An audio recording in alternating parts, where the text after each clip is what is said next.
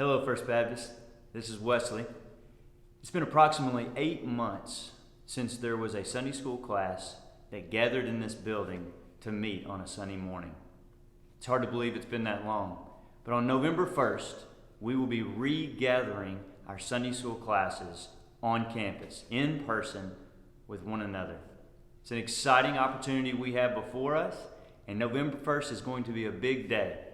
We know that our classes have been taking advantage of opportunities virtually and off campus at different outdoor venues and parks and parking lots, different things like that. But we know the importance of gathering together as a group of believers to study God's Word and carry out the disciple-making purposes of our Sunday school ministry.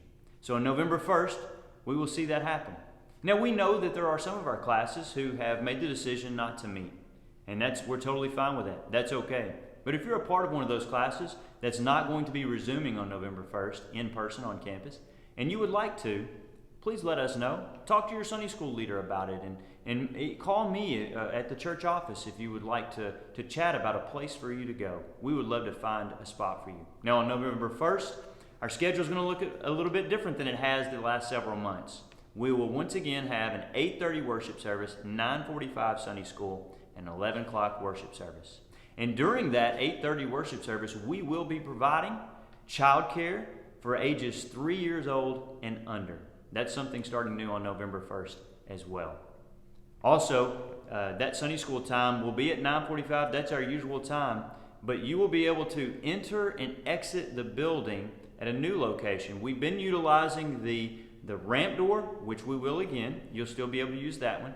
We'll be able to use the reception door in the back parking lot if you are needing to utilize an elevator. That will be open just like it has been. But we'll also be opening our main building entrance on the J.R. Miller Boulevard side, right next to the bridge. We'll be utilizing that entrance as well. And at each entrance, there will be temperature checks and masks provided for those who do not have one or need one. Now, we will also, on November 1st, be starting something new. We're going to be designating right out front of the sanctuary doors in the Commerce Center parking lot.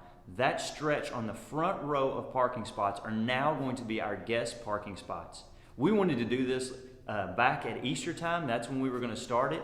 And here we are several months later. We're going to start this. So if you usually park in that area, just take note to leave those open for guests that might be coming to join us on Sunday mornings. Now, as you enter the building and you're walking through the hallways and you're transitioning, please know this. Now that we're going to be throughout the building, our pathways are going to be a little bit more open, but we're trusting you to be respectful of space of others and to carry out appropriate distancing. Please stay on the right side of the hallway with your family grouping in order to minimize some of that interaction and cross traffic that might go on. Now, classrooms, as you know, in order to give appropriate space for distancing to go on in classrooms, most, if not all of you, will be in a new classroom space. That's just the change that's going to happen. But as we're doing that, I know and I am encouraged because I've seen it in past events of your flexibility and your positivity even in the midst of change. I want to encourage you to carry that on even during this time. It's going to be a fluid situation. We may even a few weeks in have to change some of our classrooms, but in that fluidity, I'm encouraging you to practice flexibility and positivity as we carry this out. Now, each one of those classrooms will be sanitized before each use on Sunday, so just so you know, each of those classes will be sanitized on a regular basis and before your classes enter into those. All the restrooms in the building will be open.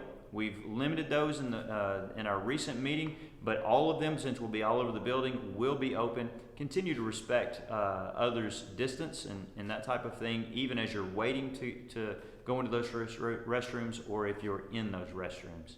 Mask, as I said, will be provided for those who need one. We are going to say that masks should be worn in and throughout the building during this process. All these things are laid out in this Sunday school class directory. It's going to have a directory, it's going to have maps. All these guidelines and details that I've been talking about are going to be in here as well. We're going to provide this for you as a digital link, but also hard copies are going to be made available on campus as well. You can see these on our website also. But we're also going to have a letter to parents.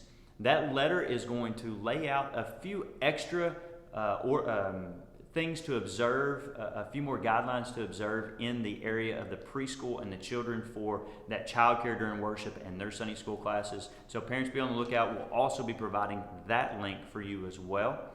You'll want to read that and know what's happening in those classrooms. There's a lot to process with this. There's a lot of moving parts to this, but it is an exciting time to be regathering our Sunday school classes.